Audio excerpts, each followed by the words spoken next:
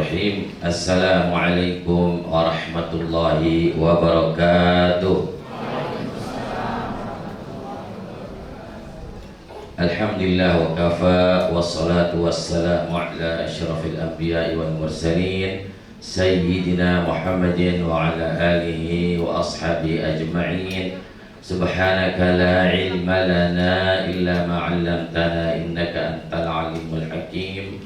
Rabbi syrah li sadri wa yassir li amri wahlul 'uqdatam min lisani yafqahu qawli, amma ba'du.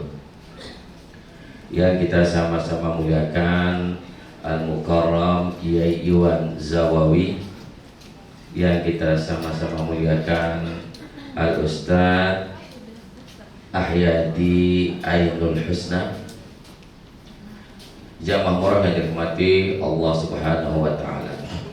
Alhamdulillah wa syukurillah, pada siang hari ini kita masih diberikan kesehatan, keafiatan oleh Allah Subhanahu wa Ta'ala, sehingga pada siang hari ini kita dapat berkumpul di tempat ini dalam rangka yaitu manasikul umrah.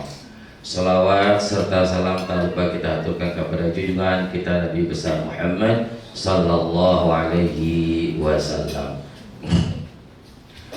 Bapak Ibu yang dirahmati Allah Subhanahu wa Ta'ala, insyaallah untuk pemberangkatan besok ini ada 3 grup dan ada 3 pembimbing. Yang pertama yang landing Jeddah, insya Allah akan dibimbing oleh Al-Ustadz Ahyadi Ainul Husna. Terus yang untuk landing Madinah, insya Allah akan dibimbing oleh Kiai Iwan Zawawi yang landing Madinah.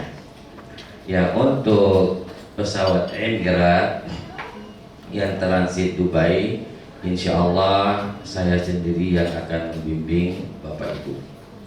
Oleh karena itulah Bapak Ibu, jadi untuk yang pesawat Emirates itu berkumpulnya di bandara jam 1 sudah ada di bandara, jam 1 siang. Berarti nanti untuk pelaksanaan sholatnya itu di bandara, untuk zuhur dengan asar itu nanti di jamak qashar, zuhur dengan asar. Jangan sampai telat ya Bapak Ibu ya, yang transit Dubai. Oleh karena itulah Bapak Ibu, saya akan menyampaikan tentang yaitu adabul musafiri lil haji wal umrah.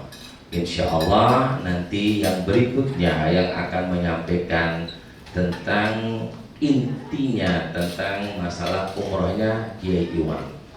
Nah, jadi mulai dari perjalanan Bapak Ibu, sebelum kita berangkat itu ada perkara yang disunnahkan oleh baginda Rasulullah SAW tentang bagi jamaah yang melaksanakan ibadah haji maupun ibadah umrah. Ada yang disunnahkan oleh baginda Rasulullah SAW.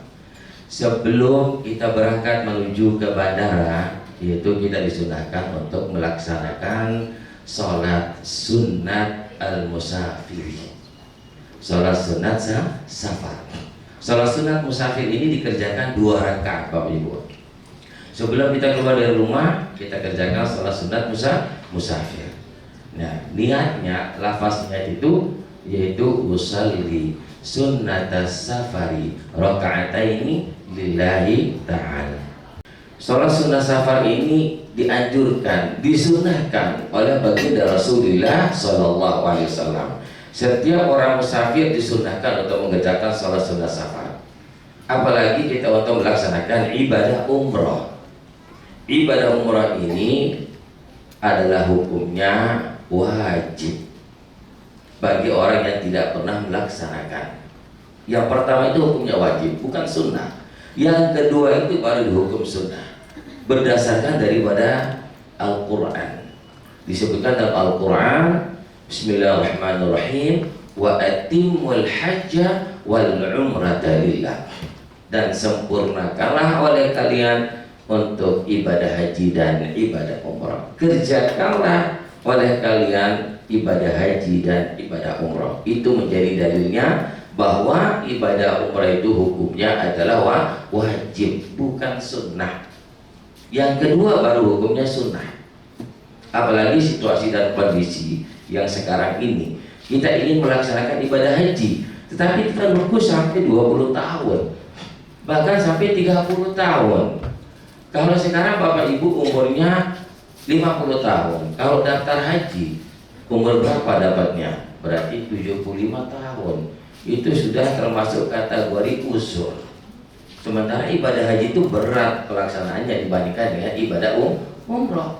Kalau ibadah umrah kan nggak terlalu berat.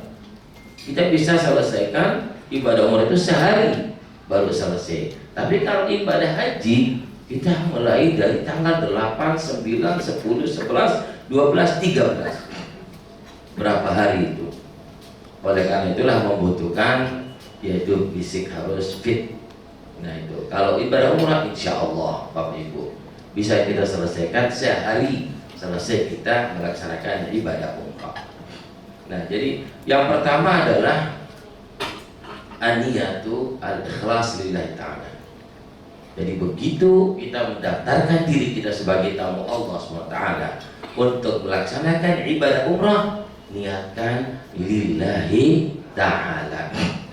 Dalam ibadah apapun, niat lillahi ta'ala itu adalah hukumnya wajib. Bahkan kalau bukan lillahi ta'ala, ibadah itu tidak diterima oleh Allah Subhanahu wa ta'ala.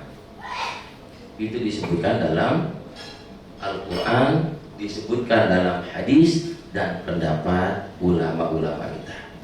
Di dalam Al-Quran disebutkan di dalam surah Al-Bayyinah, wa ma umiru illa liya'budullaha mukhlishina lahu. Dan tiadalah aku perintahkan kepada kalian untuk menyembah Allah, beribadah kepada Allah, kecuali niat ikhlas lillahi ta'ala. Di dalam hadis disebutkan innamal a'malu binniyat. Segala perbuatan itu disertai dengan niat lillahi ta'ala. Pendapat ulama menjelaskan antara ayat Al-Quran dengan hadis ini. Apa kata ulama? La yaqbalul amala illa bil ikhlas. Tidaklah diterima ibadah kita, tidak diterima amal kita kecuali dengan ikhlas lillahi ta'ala. Berangkat ke tanah suci, di situ doa diijabah oleh Allah SWT. Ada tempat-tempat doa diijabah oleh Allah SWT, terutama yaitu kalau di Madinah di Raudhah, itu doa diijabah oleh Allah SWT. Jangan sampai kita melupakan mendoakan kepada kedua orang tua kita. Di Masjid Nabawi juga diijabah doa. Kalau di Masjidil Haram banyak sekali tempat-tempatnya, yaitu di Hijr Ismail, di Maqam Ibrahim, dan di dalam Masjidil Haram, lingkaran Masjidil Haram. Dan ketika kita melaksanakan tawaf juga diijabah doa, dan di multazam. Tetapi kalau tidak memungkinkan kita berdoa di tempat-tempat itu, bisa juga kita berdoa setiap selesai melaksanakan sholat berjamaah 5 waktu. Diawali dengan doa kedua orang tuanya, Rabbighfirli wa liwalidayya warhamhuma kama rabbayani shaghira. Seorang sahabat yang tidak melafazkan kalimatun thayyibah dan tidak bisa melafazkan kalimatun thayyibah, itu namanya Alqamah. Yang ketiga, al-wasiyatu lizaujaini wal aulad. Kalau kita berangkat berdua, suami istri, panggil anak-anak kita untuk kita berwasiat kepada anak-anak kita. Apa wasiatnya yang dianjurkan? Yang pertama adalah jangan melupakan untuk melaksanakan ibadah sholat 5 waktu. Karena berbeda Bapak Ibu, ketika kita bersama anak-anak kita berbeda dan ketika kita tinggalkan anak-anak kita. Kalau kita satu rumah dengan anak-anak kita, jelas anak-anak kita akan takut untuk tidak melaksanakan ibadah sholat. Tapi ketika kita tinggalkan, itu bisa anak-anak kita melalaikan ibadah sholat. Oleh karena itulah, supaya kita tidak berdosa di hadapan Allah SWT, kita panggil anak-anak kita, kita wasiati anak-anak kita, nah, jangan sampai kalian meninggalkan ibadah sholat. Karena ibadah sholat itu adalah hukumnya fardu ain, bukan fardu kifayah. Fardu ain diwajibkan per individu, perorangan, tidak bisa diwakilkan. Gak bisa diwakilkan ibadah sholat itu, atau tidak bisa dibayar dengan apapun. Kalau sudah meninggalkan, maka hukumnya adalah berdosa. Dalam kondisi apapun, sholat itu hukumnya wajib, kecuali kalau sudah hilang akal kita. Sebagaimana disebutkan dalam hadis Rasulullah SAW, as-salatu wajibatun illa ma damatil aqlu. Sholat itu tetap hukumnya wajib selama ada akal kita. Dalam keadaan musafir pun hukumnya wajib kita sholat. Di atas pesawat kita sholat, walaupun tidak ada air untuk kita berwudu, ada caranya, yaitu bertayamum. Bahkan kalau tidak ada debu pun, kita diperintahkan untuk melaksanakan sholat juga tanpa berwudu, dengan tanpa tayamum, yaitu disebut dengan sholat untuk ihtiraman di waktu, sholat untuk menghormati waktu. Tetapi insya Allah Bapak Ibu yang landing Madinah maupun yang Jeddah, kayaknya nanti sholat maghrib dan isya'nya itu nanti di Mekah dan di Madinah. Sholat zuhurnya itu nanti di bandara. Sholat zuhurnya bukan di atas pesawat, karena kita take off itu sebelum masuk waktu zuhur. Kecuali sebelum zuhur kita sudah naik di pesawat, take off-nya misalnya jam 11, baru kita melaksanakan sholat di atas pesawat. Nah, baru kita bertayamum, yaitu di kursi pesawat. Walaupun di sini perbedaan persepsi para ulama kita, ada yang membolehkan, ada yang mengesahkan, ada yang tidak mengesahkan. Perbedaan pendapat ulama. Tapi nggak apa-apa, kita pakai pendapat ulama yang membolehkan daripada kita tidak melaksanakan sholat. Sholat jenazah itu memiliki keutamaan dan kelebihan yang luar biasa, yang tidak dimiliki oleh sholat-sholat yang lain. Apa kelebihannya? Sekali kita melaksanakan sholat jenazah, kita mendapatkan satu qirat. Disebutkan dalam hadis, satu qirat itu dijelaskan oleh ulama, yaitu mithlu jabalil Uhud. Pahalanya itu diumpamakan sebesar gunung Uhud. Yang pernah umrah udah tahu gimana besarnya gunung Uhud, gimana tingginya gunung Uhud. Tingginya gunung Uhud itu 1050 meter, berarti sekilo 50 meter. Kalau panjangnya itu 7 kilo. Nah, itulah pahalanya sekali kita mengerjakan sholat jenazah. Jangan sampai kita tidak melaksanakannya, tidak mengerjakannya. Diusahakan setiap selesai sholat, zikir diumumin. Sebelum kita keluar dari masjid, sholat jenazah terlebih dahulu. Berarti kalau setiap waktu sholat ada yang meninggal dunia, berarti 5 kali sehari kita sholat jenazah. Sama halnya dengan kita melaksanakan sholat 5 waktu.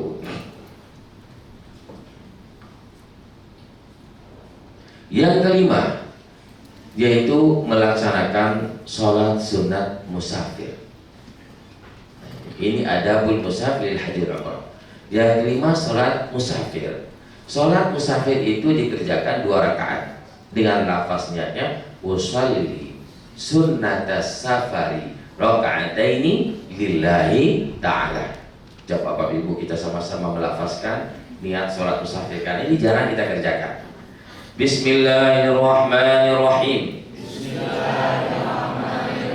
Usalli sunnatas safari raka'ataini lillahi ta'ala. Nah, diniatkan melaksanakan sholat musafir 2 rakaat karena Allah SWT. Pada rakaat yang pertama yang dibaca adalah surat Al-Fatihah dengan surat Al-Kafirun. Qul ya ayyuhal kafirun.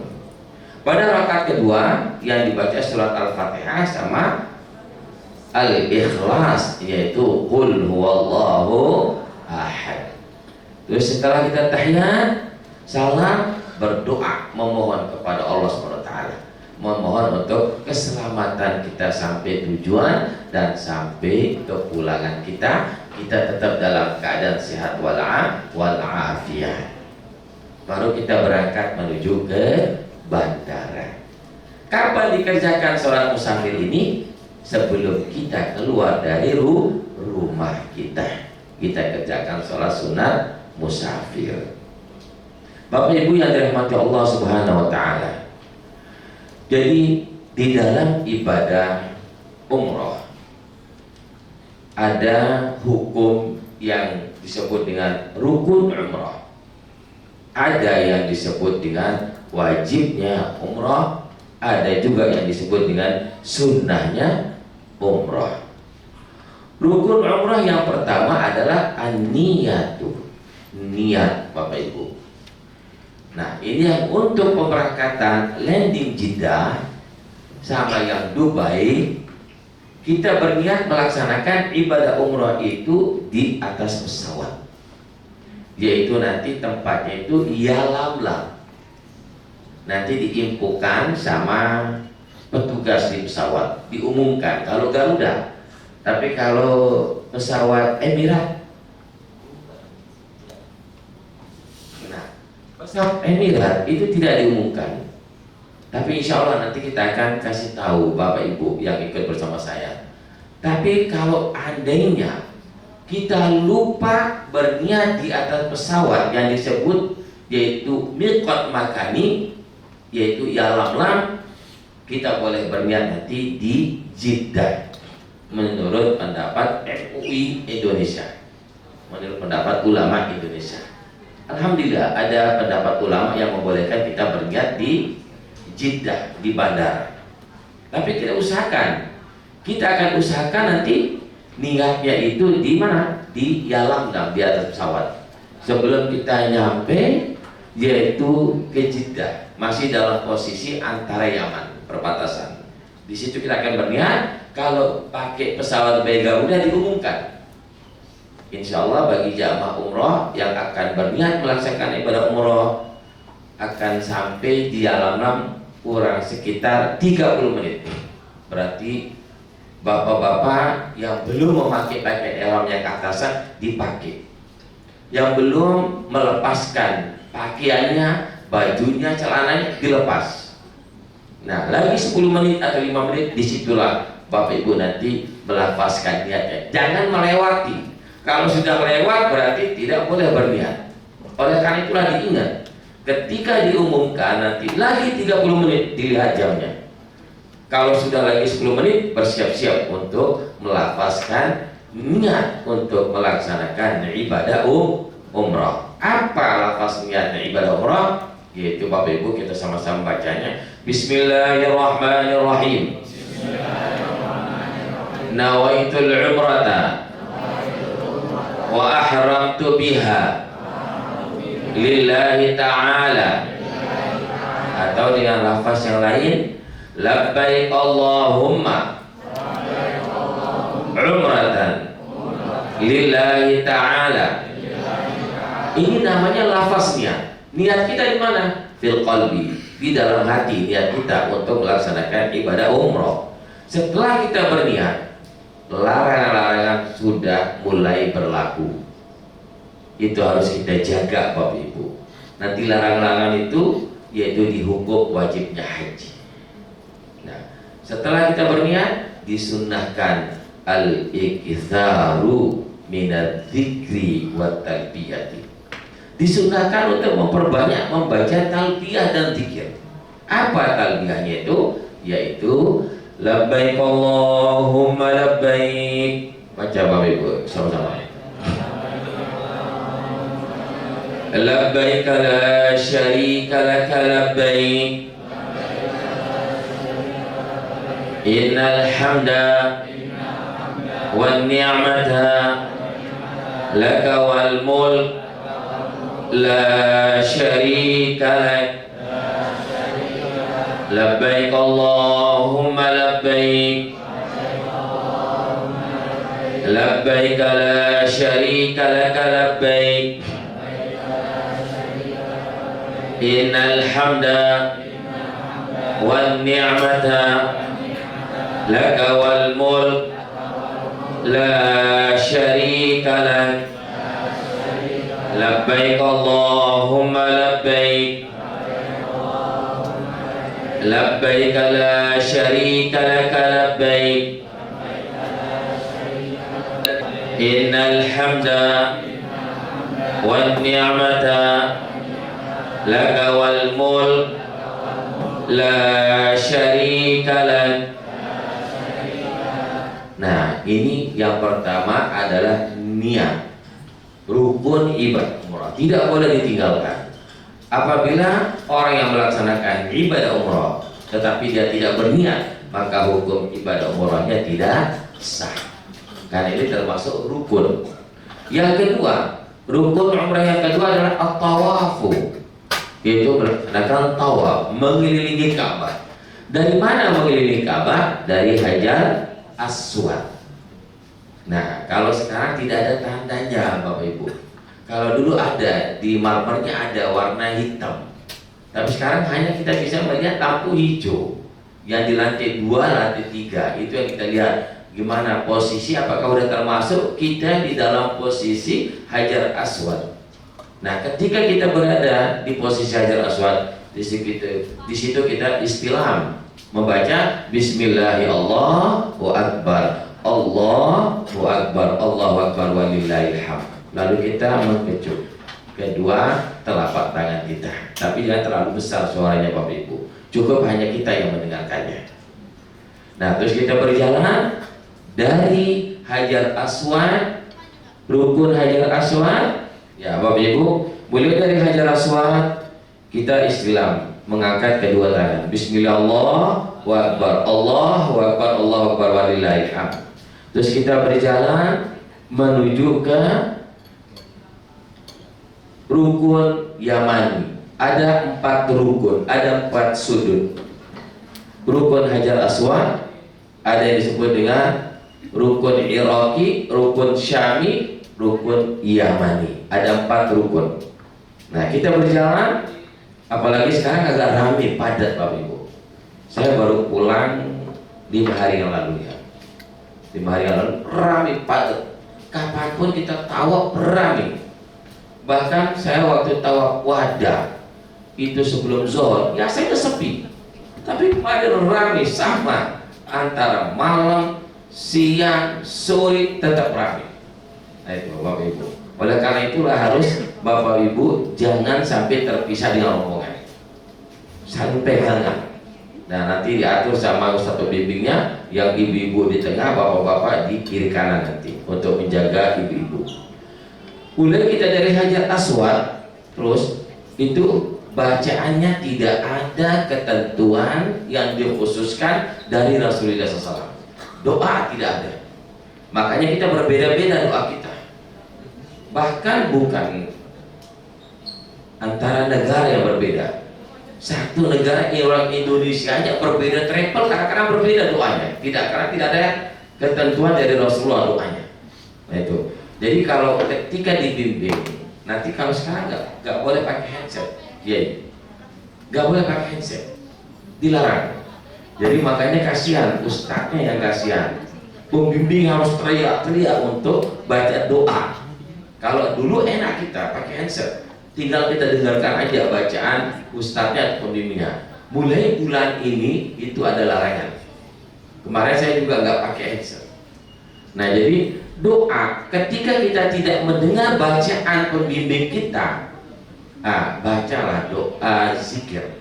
Subhanallah walhamdulillah wa la ilaha illallah wallahu akbar. Kalau tidak hafal subhanallah walhamdulillah wa la ilaha illallah wallahu akbar, baca subhana rabbiyal a'la atau subhanallah subhanallah subhanallah zikir. Selesai kita baca Rabbana atina fid dunya sampai terakhir, Masih kita dalam posisi sebelum sampai di Hajar Aswad, silahkan Bapak Ibu diniatkan hajatnya. Insya Allah di situ tempat diijabah doa. Karena ketika seorang sahabat Rasulullah SAW, ada 3 sahabat Rasulullah SAW pada waktu berada di rukun Yamani dengan Hajar Aswad, selesai membaca Rabbana atina fid dunya, dia niatkan hajatnya. 3 orang itu meniatkan hajatnya, dituntaskan hajatnya oleh Allah Subhanahu wa taala. Nah, ini diniatkan masing-masing hajatnya. Terus sampai dengan Hajar Aswad, istilahnya kedua, berarti putaran yang kedua. Sampai berapa putaran? 7 kali putaran. Berarti sudah selesai 7 kali putaran. Tapi diingat, ketika mau 7 kali putaran, jangan istilam lagi. Karena sudah cukup mudah tadi kita istilam. Cukup kita melewati daripada batas-batas Hajar Aswad. Nanti ikuti pembimbingnya untuk mencari tempat melaksanakan sholat sunat tawaf. Sholat sunat tawaf itu dikerjakan 2 rakaat. Memang disunahkan sholat sunat tawaf itu di sini, yaitu di Multazam, tapi tidak memungkinkan. Disunahkan di Maqam Ibrahim, tidak memungkinkan karena raminya padatnya. Bahkan kita ke belakang kita melaksanakan sholat sunat tawaf 2 rakaat. Setelah melaksanakan sholat sunat tawaf 2 rakaat, disunahkan minum air zam-zam. Tapi jangan terlalu banyak minum air zam-zam, karena ini belum selesai kita untuk melaksanakan, yaitu rukun yang ketiga, melaksanakan apa? Sa'i. Belum selesai, udah mau pipis, mau buang air kecil. Nah ini. Dan ketika Bapak Ibu waktu tawaf, namanya kita tidak bisa menghindar daripada sentuhan orang perempuan atau laki perempuan. Kalau menurut mazhab Imam Syafi'i, ketika bersentuhan kulit laki-laki dan kulit perempuan tanpa lapis, maka hukumnya batal wudunya. Tapi kalau mazhab yang lain itu tidak batal. Imam Maliki, Imam Abu Ahmad bin Hanbal, Abu Hanifah tidak batal. Yang batal itu hanya Imam Syafi'i. Nah, bagaimana caranya Ustaz supaya kita mengambil yang tidak batal? Berwudunya sebagaimana berwudunya pendapat ulama yang tidak batal ketika menyentuh rambut kepala. Itu kita usap seluruhnya rambut kepala. Nah, ini untuk bapak-bapak. Diusap seluruhnya rambut kepalanya ke belakang, dikembali lagi ke depan. Itu cara berwudunya. Tidak boleh kita fanatik sama satu mazhab. Nah, tidak boleh karena pernah terjadi. Itu sama jamaah saya sendiri. Ketika saya waktu itu tawaf jam 10 malam. Tawaf baru dapat 3 putaran, jamaah bilang, Ustaz, saya mau ambil air wudu. Kenapa? Saya tanya dia. Tadi kaki saya disentuh. Udah lanjutkan aja, udah tawafnya. Ambil mazhab yang tidak membatalkan. Enggak, saya kurang yakin Ustaz. Saya yakinnya sama mazhab Imam Syafi'i. Harus saya berwudu Ustaz. Oh iya, udah nggak apa-apa. Nanti kita ketemu di tempat sa'i saja. Dia keluar. Saya udah selesai tawaf bersama jamaah. Kita tungguin sampai beberapa menit. Sampai 20 menit kita tunggu, nggak ada kelihatan. Kata jamaah, ya udah Ustaz, kita tinggal aja. Karena dia udah tahu arah hotel. Kita tinggal untuk sa'i. Saya lanjut sa'i. Begitu saya selesai sa'i, kalau nggak salah jam 1 saya selesai sa'i. Selesai sa'i kita tunggu lagi beberapa menit, tidak muncul, tidak kelihatan. Kata jamaah, udah kita pulang ke hotel Ustaz. Pulang ke hotel. Begitu pulang ke hotel, saya bangun jam 3, saya bangun jamaah, saya cari ke kamarnya. Saya tanya, belum pulang Ustaz katanya. Nah, belum pulang, jam 3 belum pulang. Ya udah, biarin aja udah. Kayaknya mungkin lagi iktikaf saya bilang.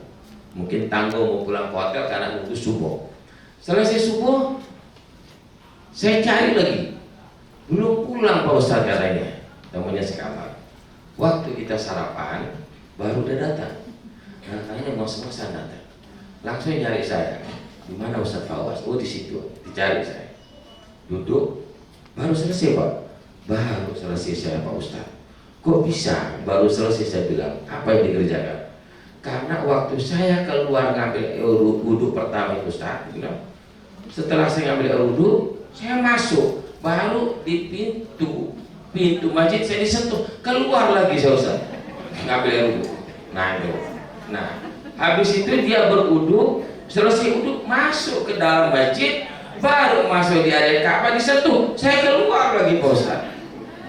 Pokoknya saya keluar masuk Masjidil Haram itu.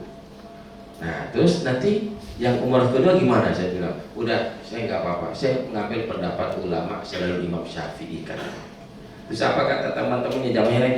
Jangan pakai Imam Syafi'i aja udah katanya, nggak usah pakai yang lain. Besok pakai Imam Syafi'i, mungkin lebih cepat selesainya. Nggak mau deh.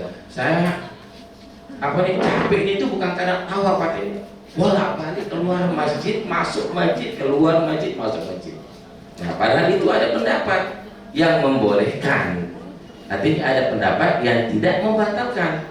Dua-duanya pendapat ini berdasarkan daripada hadis Rasulullah SAW.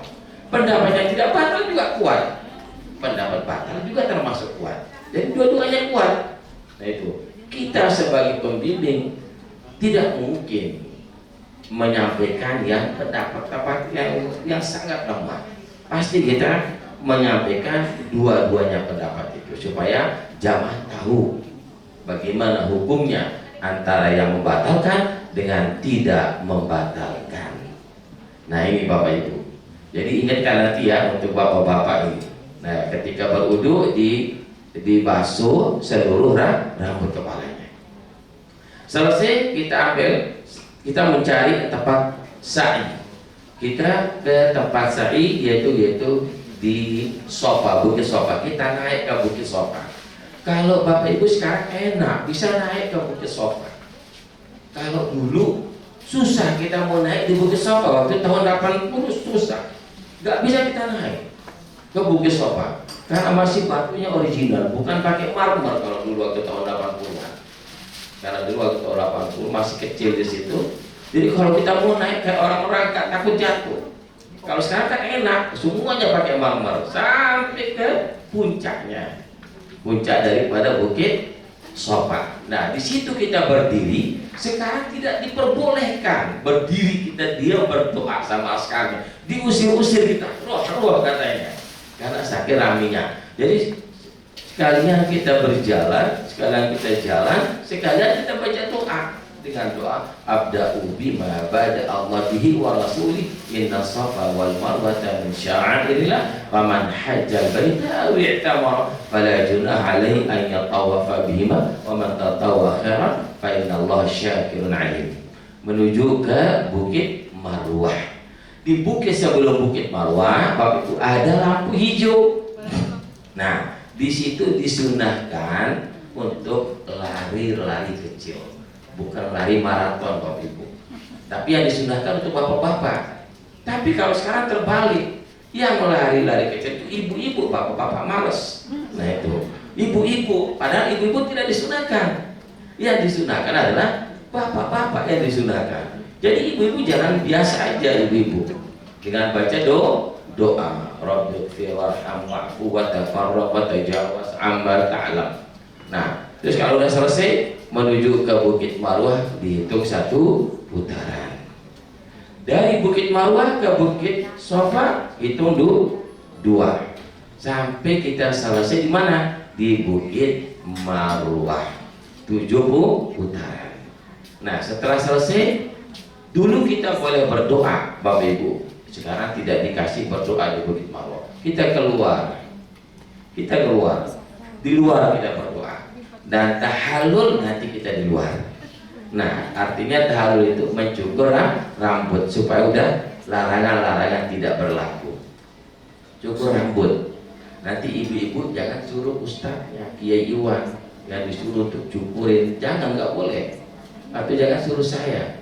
Ya, jadi saya untuk mencukur bapak-bapak aja dulu, cukur sedikit. Nah setelah itu yang bersama suami istri, nanti suami yang mencukur istrinya, nanti istrinya yang mencukur ibu-ibu yang lain. Ketika mencukur rambut itu jangan dibuka, muknahnya, cukup tangannya yang masuk ke dalam untuk mencukur, karena itu masih dalam larangan, tidak boleh. Tapi larangan itu artinya kalau memperlihatkan rambut atau aurah, nah itu tidak kena dengan dam, cuman hanya hukumnya berdosa.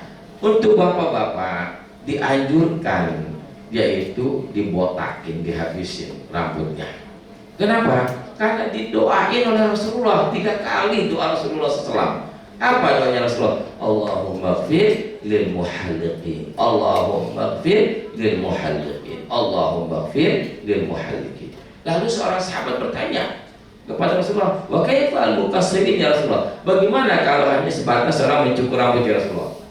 Nah, karena sahabat yang bertanya, maka dijawab oleh Rasulullah, Allahumma fir lil muqassirin, ampunilah dosa orang yang mencukur rambutnya ketika melaksanakan umrah maupun ibadah haji. Nah, Bapak Ibu yang dirahmati Allah SWT, jadi rukun umrah tadi itu yang pertama apa? Niat. Yang kedua tawaf. Yang ketiga sa'i. Yang keempat tahallul. Ada 4 rukun umrah, dan insya Allah nanti akan dilanjutkan oleh Kiai Iwan, yaitu wajibnya umrah dan sunnahnya umrah, dan sekaligus mungkin nanti akan dijelaskan tentang yaitu Madinah Al-Munawwarah. Nah, setelah itu nanti insya Allah ada tanya jawab sebelum kita berdoa.